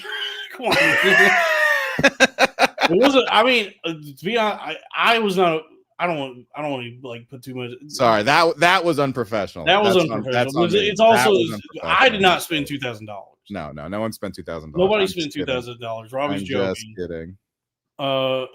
Neither me nor Dalton. I swear to God, neither of us spent $2,000 on shirts. I mean, I suppose it is unprofessional to just like come on here and start flapping our lips, but I was upset. I just wanted to call. I honestly, at the end of the day, we're commodifying what happens in our lives to guys. The search thing was a complete joke. I am completely kidding. Crack. But I will say I was being right when Crack said that we were not libertas enough for him. Mm-hmm. I don't know. What did we say that was bad? I'm actually like kind of wondering. We besmirched the good name of Body Brain Coffee. Okay, yes, that's true. You could joke about 9/11, you could joke about Israel Palestine, you could joke about a lot of things. You do not joke about a man's revenue streams and business ventures and supplements. Yeah, well, I don't want to go to war with Crack. Crack, if you're watching still, I respect you. I still am a fan of yours, and I did not mean to hurt you. I didn't mean to make you cry. I'm just have post-traumatic gay guy disorder. I don't want to probably taking out some residual feelings of people on this. So, and yeah, and I don't think the fans should have to choose between either of us either. So. Yeah, well, honestly, I'll say this: that Christmas will be more fun with us. I honestly just want to call in just because I was like stewing in my room and feeling really sad about. Robbie, you gotta stop thinking about Stewart, dude. No, I was thinking about Stewie from Family Guy. Okay, but I was making stew also. I honestly just wanted to just like talk about it. It was probably not right to talk about it in front of a bunch of everybody, but they were already talking about it. Well, we probably shouldn't have told anybody. Yeah, I just shouldn't have told anybody. I told Slav, and I thought he would keep it between us. $10 from Robbie's third cousin, $1,990. So, Craig, I wasn't saying that was you. I made a point to say. Let's just stop talking about it. No. I made a point to say that I wasn't talking about you, and you were the best. I was talking more about. We were talking about figs, and then I'm just saying it reminded me of people in the past that have abandoned me, and like Peter Fowler talking that shit about me, and then Lev talking that shit about me to Wolfgang, and like all that bullshit. It just drummed up a lot of stuff like that. I didn't mean to imply you were the guy abandoning us, because it's like. I'll say to the audience, it's not like because it's not like when Figs got the thing is, and that really just felt literally like he was like swinging from a rung to a rung. I understand, man. You're focusing on music. You're doing your own thing. You're focusing on stream. Don't let him take over this stream. I'm just saying. I'll say to the audience we were here, being a little unprofessional, playing a little fast and loose, shit talking, and he's right to call us out on that, and I do apologize. I'll say to the audience here that if you really love Craig and he was like one of the primary reasons you were tuning in, if you feel like you want to leave, goodbye. That's what I'll say to anybody. I don't want to have to shuck and jive or do any soft shoe or try to like beg people to stick around. If he was your guy, get the fuck out of here. If it's like if it's a thing where you don't like me as much, I don't know. Whatever. Look, a lot of people get hooked on crack. That is true. But we are taking Stephen A. Smith in divorce. I'm sorry. Yeah. Crack. And PETA. I hate to say that. I'm taking PETA. But I also said that you were getting DT of the week because it looks like Craig is taking the high road on this. I would take the high road if I wasn't weighed down by all these shirts. All right, Dalton, come on, man. We had just made so much progress. If I could just unload the weight of these shirts, I could finally step up onto the high road. But as it is, I'm anchored by. Sure, that's what I was saying. I was on Dalton. Crack. If you rewind and ignore what he tuned into here, I guess I was saying that the show we're both better off since the show started, which was Crack's idea.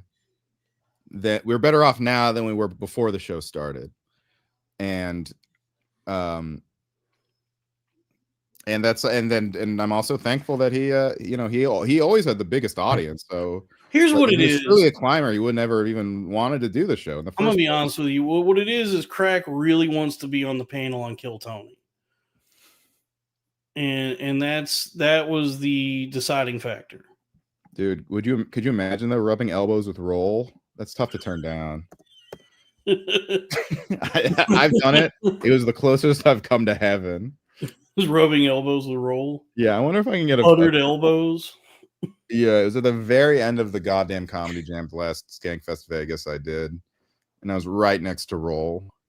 I had no idea who I was. I had no idea who he was, and I was like, and he saw me do Elvis, and he thought it was funny, so he like came in and hugged me, and I was like, this is a big fucking fat criminal guy. There is a chance that we just let our imaginations run wild and made wild speculations and allowed that to impact our behavior and the things we say. We've actually made things substantially worse for ourselves. What? Than they would be otherwise if we had just kept a level head and kept our mouths shut. That's what I know. This is not my fault because I joined and I was the one who wanted to kind of not vent, but I wanted to just like I just want to kind of talk about it just because I've been like stewing. It just sucks. It just keeps happening to me. I mean, this is a victim mentality, as someone said, but I'm just wondering when it's like gonna finally be like my turn to quit a podcast. I'm not. By the way, Daryl 401. I'm not sad about coffee. I guess I can't. I'm envious because I can't afford it, and I see everyone enjoying this body brain so much. And I don't have the funds, I wish I did, but the only coffee I can afford is coffee that doesn't do something. I just want something that's fucking flavored like coffee. I would love a cup of coffee flavor. Actually, you know what I like to mix with my coffee now is sweetened condensed milk. Makes the perfect latte. Vietnamese style. Dude, I am always the bridesmaid, never the bride. Including from what I thought would be my bride. Yeah. I don't want to do like I guess the issue I have, maybe something that's holding me back or the problem. I don't want to do anything that's going to negatively impact the people I work with. Mm-hmm. But also, I've already ruined my own life. I have like fucking nothing to lose. Besides a few pounds. Please don't be mean to me. Wait a second. I don't know. Can you do the Peter what one else? that I sent? Do what? The Peter one that I sent? Oh, hold on. The N-word. They respected me for saying it. Hit it again. They respected me for saying it. Yeah, I guess the silver lining of all of this is that we have Dave Wright will never leave you, Dalton. You know what? Dave is my rock. He is my foundation. I like Dave. I know Dave is like a polarizing figure online because he might be a pedophile. He looks like a bear. But he's a really, like, as far as like being a friend, he is a good dude. He's a really good guy. He do be posting some things that are concerning, where I'm like, damn, dude, this is kind of aggressive and off-putting for people that see it. But as far as like, you both kind of seem on-putting to me. I love pudding, dude. It's Butterscotch, honestly, pudding is pretty tapioca. good. I haven't had some in a while though. The boo-boo. Now here's the thing about Pudding. whoa. Yeah.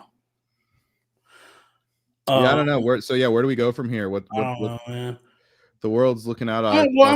This is a fiasco, by the way. I mean, I get probably what's got us like so emotional, got our heads spinning. We were feeling good, and got us making like wild doing speculations. That now Craig's got to go clear the air, set the record straight tomorrow. Yeah, now I'm dreading that. So truly, what it is like we were just blindsided with it. Like we were finding our groove with the show, building the channel, getting subscribers, the fucking shirts. And then just like to find that out, like where it's like, oh, I guess we've already done our last episode with Ilya Laxon. Yeah, it's like what a grand finale. No matter like what is said to try and like allay or in Crack's defense, he did offer to do a final one, and I said this earlier. There's no elegant way to leave a business partnership, and that sucks for just everybody involved. It just sucks, and we felt bad, and we feel bad. I won't speak on that because I'm trying to stay positive now. You have AIDS. I have AIDS. Yeah. What I'm saying though is just that like yeah. I mean, it came out as such fuck. I guess it didn't come out of nowhere because we probably you and I both were like suspecting something, but I guess it was just that there was like zero communication about this. Until it was finally just like, by the way, I'm leaving. And we were just, that's when our heads spin and we started like going wild with our imaginations about this. Like, what is actually going on? I think there was some paranoia. Yeah, the paranoia about it. And so it's like, yeah, I mean, folks, we don't want to say anything negative, like try and detract from Crack's career. So he's going to go on tomorrow and set the record straight and show everybody that he is the bigger man. He's better than, he's not gonna look, man. Nasty. He's trying to get his bag. I get it. If we don't fit in with those plans, I also completely get it. It happens. Our career's not on the same. Look at fucking. I don't have a fucking career. I don't either. Everybody uses this word career when they don't have one. I mean, everyone has a career. You can just have a bad career. But it's a career to me. Like it conjures in my mind like. Are you making any money on comedy? Yeah, that you have like an accountant. The answer is yes, so that is a career. You have to have an accountant, and you're like paying your bill. It's like feeding you and your family and taking care of everything.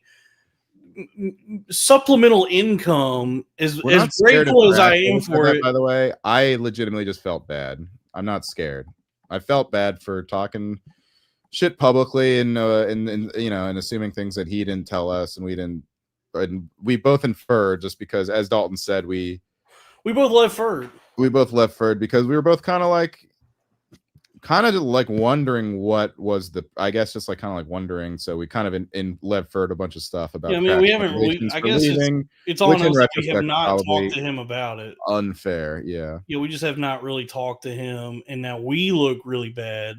As I said, I wanted to keep it professional. By the way. And I know I also immediately made it unprofessional.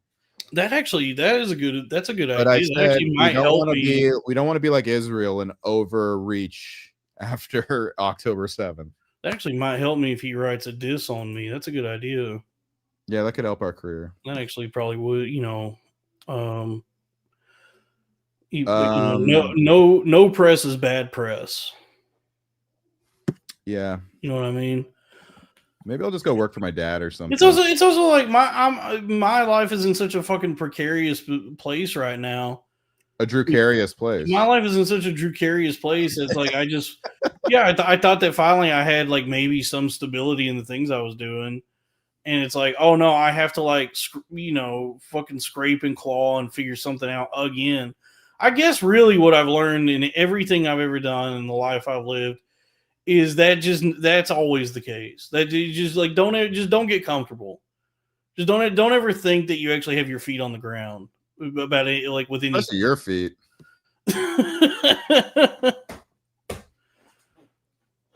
What is this fucking cunt in the chat is like? I have a skill. I'm good at this. You couldn't fucking do this.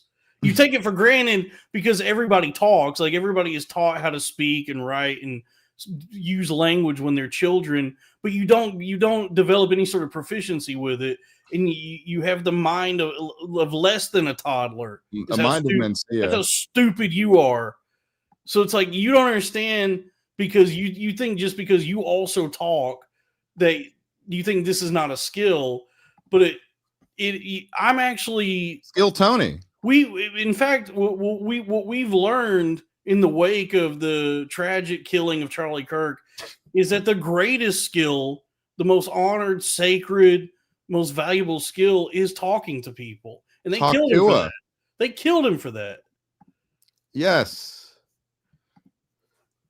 Podcasting. Because look, dude, the highest calling one can how the have. fuck can you say it's all talk when you're in the fucking arena of ideas right now? Our swords are rhetoric, fucker. Pandatron figured it out.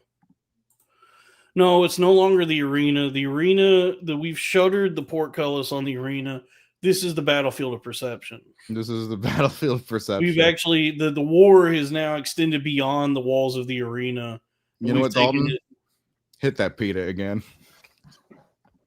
They respected me for saying it. The N-word. Yeah, I think it's just I also, not as obviously you've gone through a lot more than me, but you've gone it is just that feeling of just constantly fucking pushing uphill and just not feeling like it's a lot of 2 steps forward and then like feels like sometimes 3 what are we line dancing? 2 steps forward, 1 step back. I just said 3 steps back. I feel like fucking Sisyphus sometimes, just like constantly trying to like push this boulder up a fucking hill and just. Oh, Lily said, "Do not worry about the shirt," so that's good news. Okay.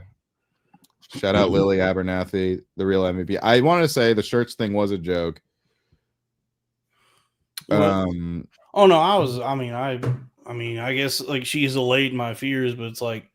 I just have so much. I have so much shirt-related trauma. Let Lily speak for herself about that stuff. I'm not that involved with it. I don't know how involved Dalton is, so we don't want to speak for her or insinuate anything. Yeah, dude, I'm just fucking bummed. It does feel like.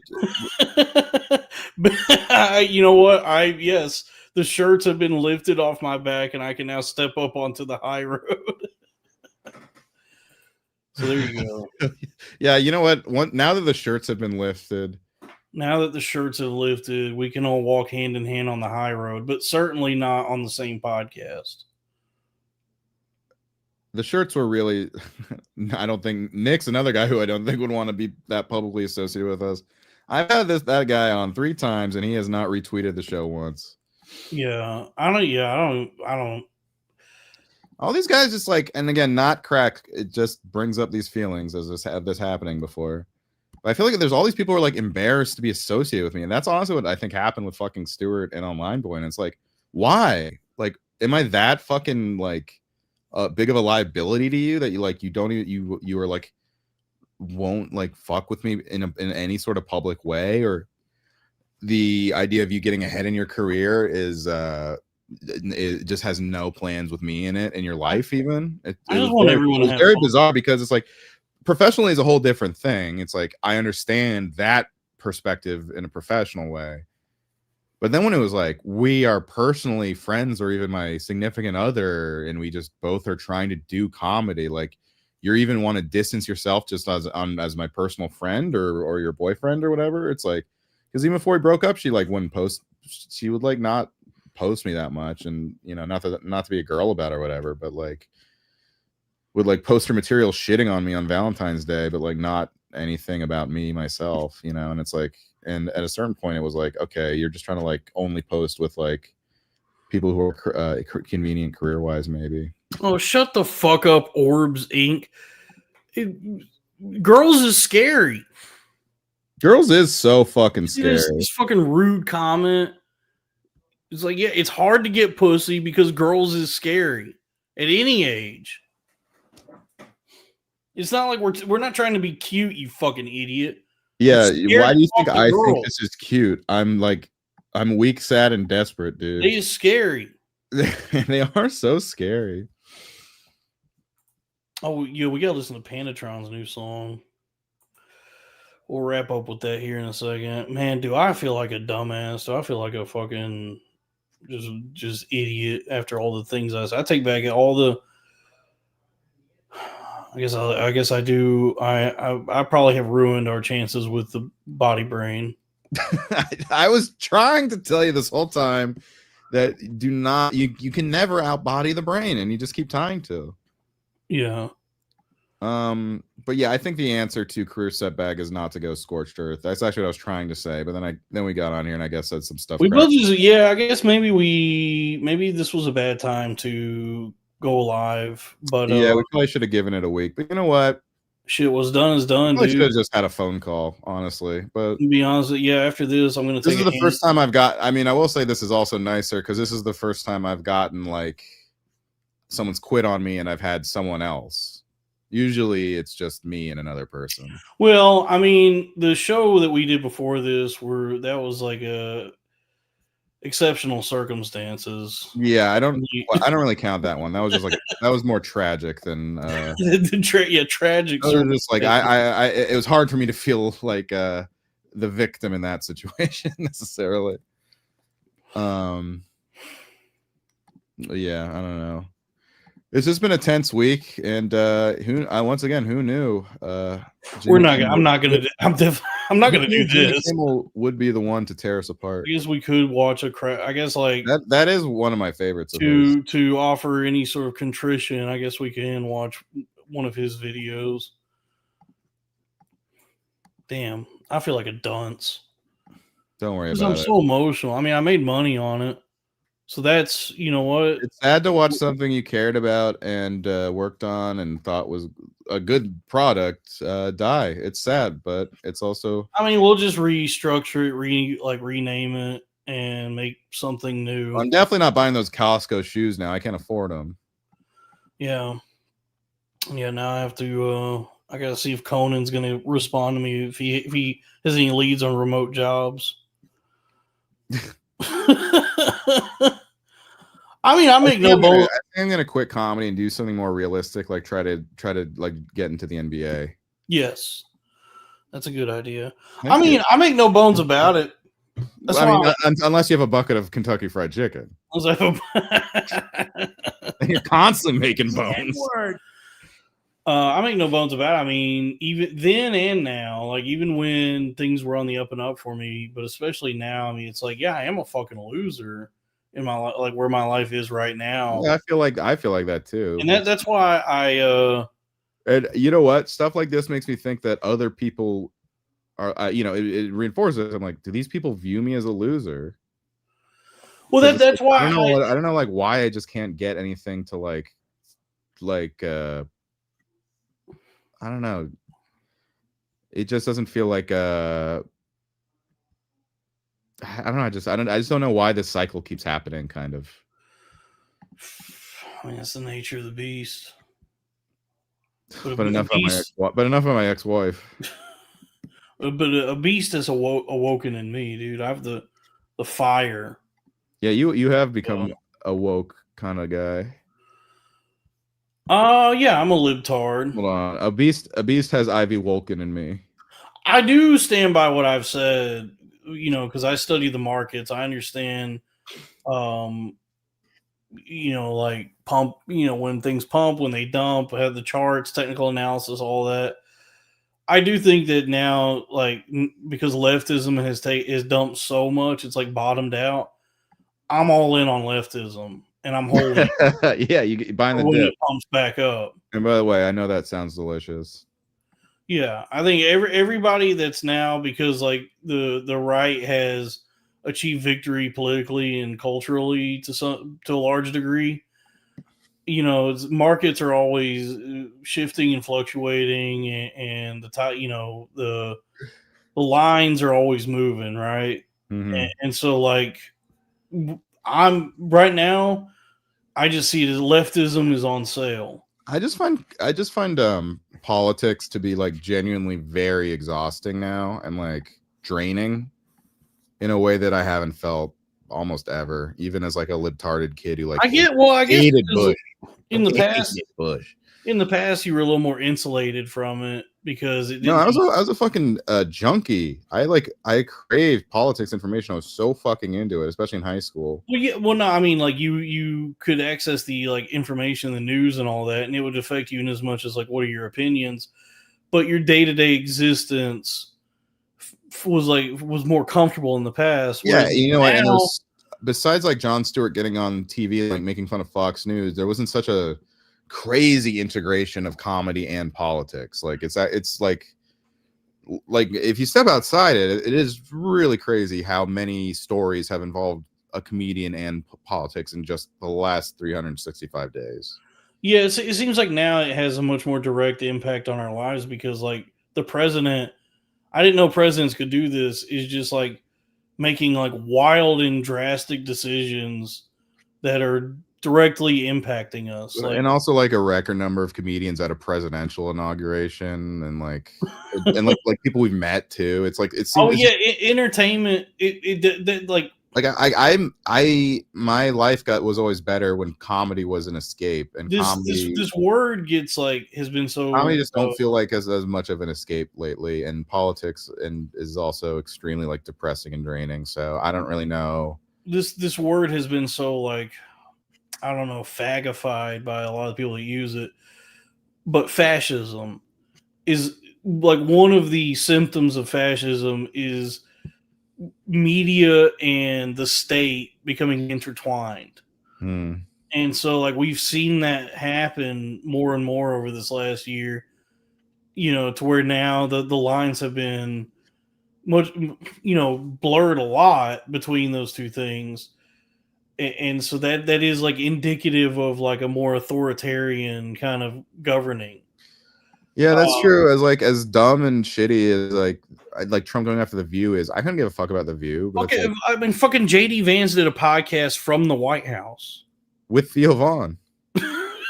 No, the fucking Charlie Kirk thing recently. Oh yeah, but that makes more sense because it's like podcast. That's just like the new version of like the fireside chat or whatever. But it's like, I don't know. I just don't like that. Like all this shit just feels like there's no escape for me anymore. I guess besides movies. So I just miss like Wednesday.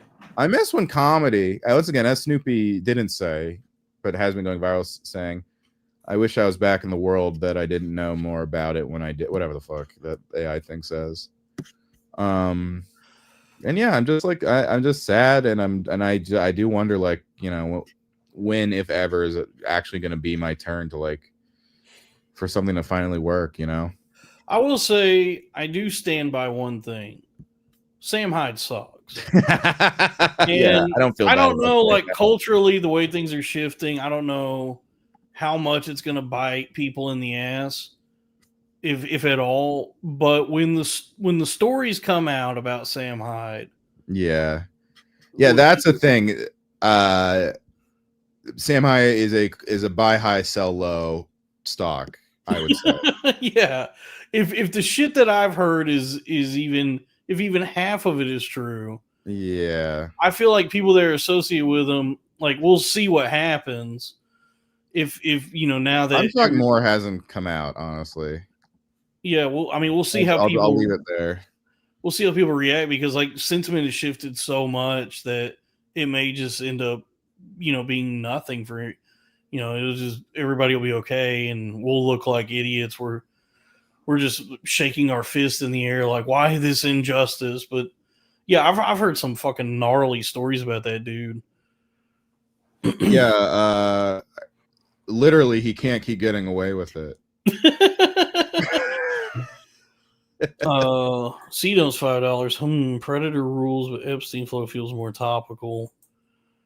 And then $5 from Robbie's third cousin. You boys go get you. That's a hell of a good idea. Series and you'll feel. That's actually an incredible. I mean, I'm probably somebody that does not need to be eating ice cream, to be honest with you. But I would. It is nice. It is tasty. I am lucky I'm at my mommy's house. That has helped. I'm not kidding. I felt so bad, and then I like talked to my mommy. I did want to finish the thought I had to try and work through my own traumas and explain myself, because it's referenced to me from time to time. One of the insane things I kept repeating that Lewis even called me about was I kept making this comment that Succession is the vaccine. So that's a ridiculous statement, but I can tell you what that means or where my head was at. Which it was like this idea that there's like, the pandemic exacerbated this, but that there is no longer a community in this country. Everything is like fractured and everybody exists in their own factions. And so we don't have like a monocultural touchstone that brings us all together in any meaningful way. And so this goes back to what I was saying earlier, that like entertainment is such a big industry in this country, and it's like a driving force for our lives. Like so much of our lives are spent in pursuit of entertainment. Like we go to work to make money to be able to pay the cable bill or the streaming apps to buy concert tickets. Larry the Cable Bill. Yeah, to pay the Larry the Cable bill. So it's like entertainment is such a huge factor in our lives, as silly as that sounds, but it is like, we navigate our lives by entertainment, and so given the fact that like on an entertainment basis that there was nothing that exists, there's nothing that exists anymore that's like something we're all watching and talking about with each other. It's like there's no X-Files, there's no what's another Lost, there's no Game of Thrones might have been the last one that was like Succession. Well, so Succession had that, it felt like that to some degree, right? But it was still kind of a more niche. You mean a little more niche? Yeah, it was definitely right. Like there was no big water cooler shows. What you're saying? Yeah, it was not. Honestly, Don, you know what that might have last been? Ted Lasso. I'm not kidding. Yeah, but it was also this idea that like, yeah, there's plenty of shows that have like millions and millions of viewers, and it's like White Load. Yeah, but you know what? Yeah, it's all like the shows. So it's like where my head was at was like, it can't be something like NCIS or 911 or CSI or whatever. Those are fun, but those are just like you know, Wednesday. Wednesday's a good one, yeah. I feel like that's a water cooler show. It's like you need something that's almost like it has more depth to it, with like The Sopranos is one. Like you need something that everybody's like chewing on and talking about and ruminating on and talking because it creates like this like bond between us and this like feeling of this sense of community, nationally, right? Yeah. Mm-hmm. And so like given that at that time, because of what was happening with the pandemic and there was so much like panic and hysteria and conflicting information about everything, and nobody trusted anyone, and we were also splintered, that I had the idea I had was that the cure for what was happening to us that was like driving us apart and putting us at odds with each other and creating this like aggression in us was just a good old TV show. Just a good show that we can all sit down and watch together. Okay, now explain Norm Macdonald rising from the dead on Christmas. I thought Norm Macdonald faked his death. He was going to come back on Christmas. Tied into the Prestige TV. Was going to come out the same day as Matrix Resurrections. Yes. Oh, that's right. Because that's what was so funny was how much of it was. I forgot about that. HBO. Dude, I forgot about that. That I was like, because I was the way I was like perceiving everything was in such a paranoid space in my mind that I was going through HBO and reading all the descriptions and I was like connecting the dots and putting the clues together and being like, they're sending us a message. And somehow, because there's a movie coming out called The Matrix Resurrections, something is to be resurrected. And I was like, well, who died recently? Like Norm Macdonald. Oh shit, he faked his death. He's going to come out the same day as The Matrix. That's so funny, dude. What an incredible. You know what? That was probably a trauma response to Norm dying. It might have been. Yeah, I didn't want to accept it. Death is so tricky. We all That was agree. like one of the only celebrity deaths that did feel like a friend dying. Didn't help that it happened right after a friend dying, but the Succession thing, and I do actually. And by the way, it's like as insane as I was, and is like confounding as a sentence like Succession is the vaccine sounds. I can at least articulate the idea that we don't have anything anymore that would give us like a shared reality. Right. We're- I think we're you also all- thought you were watching Succession and you did think that they were planting clues in there. They were. They yes. Well, I mean the shows, Which is why, yeah. Oh, my picture froze. All right. Well, I'm pretty sleepy, so I'm gonna Are we call. done? You should keep going. No, it's been 2 hours. I mean, I know there was like a couple song requests, but I could do those. Is it okay if I do those tomorrow? I'll do them. Just forget it. I'll do it. I just need to, Robbie, stay here real quick. I got to refresh my page real quick. Okay. Welcome back to Corn-Fed. Welcome to the new Jimmy Kimmel Live. We're keeping the name Jimmy Kimmel Live. But I'm the star of it now. Damn, I don't know why my shit does that. Panatron says do them tomorrow. Well, if that's okay with everybody, yeah, because we're gonna be. I'm gonna chill out a lot more when the NBA is back. I will also say that. I could do the songs tomorrow. The NBA is a big throbbing. I feel like a big throbbing hole where the NBA used to be in my life. Pause. So yeah, I'll be here tomorrow at 10 p.m. Eastern with Dave, Wrong the Stinker, and Pandatron. So actually, yeah, we can debut Pandatron song tomorrow, and then we'll also there you go as a show of good faith and togetherness and contrition. We'll watch Crack's song, and it's all water. Damn, dude, we fucking did in Israel. We had all the sympathy on our side, and we struck back too quickly and too fiercely.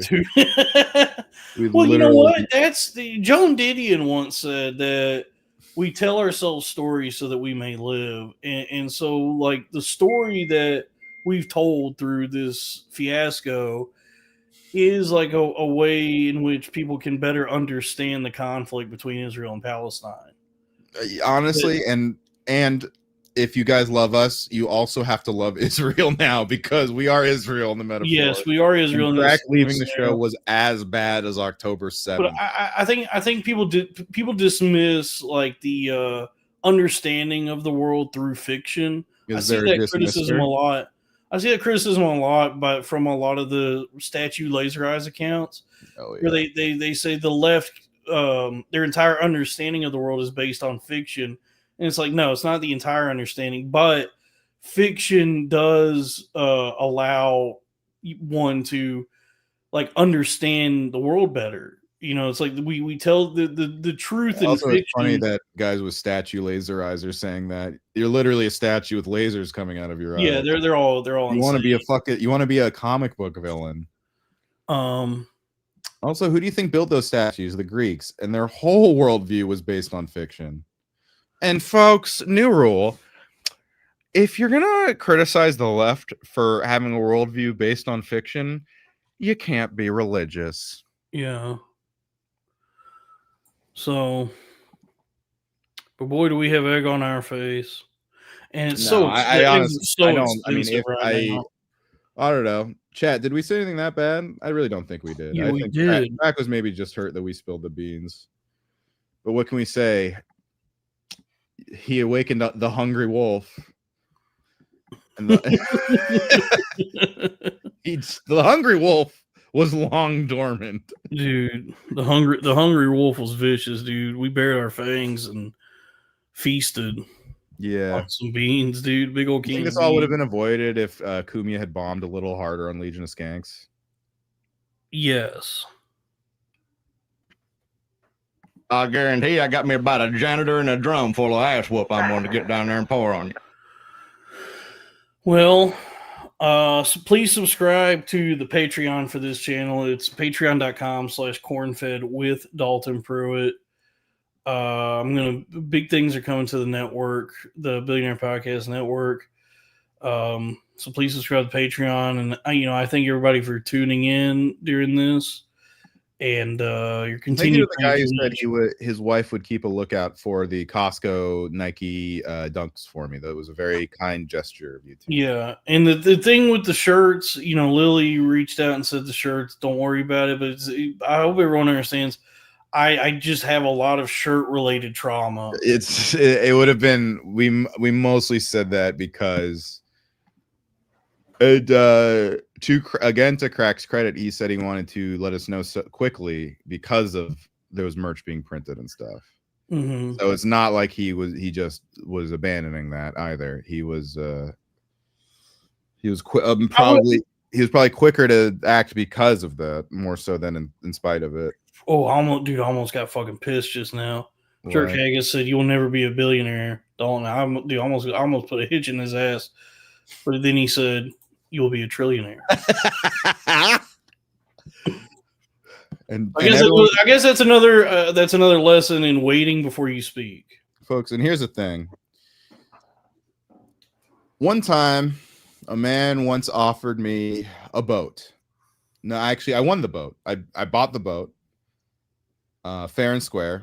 I won the opportunity to buy the boat, I should say, because it's a very rare and treasured boat, and I had been wanting it my entire life. And but then he said, "You can either have the boat or what's in the mystery box." And I thought to myself, a mystery box could be anything. It could even be a boat. So I took the mystery box without realizing the boat was right there, and I think that says a lot. They respected me for saying it. All right, good night, everybody.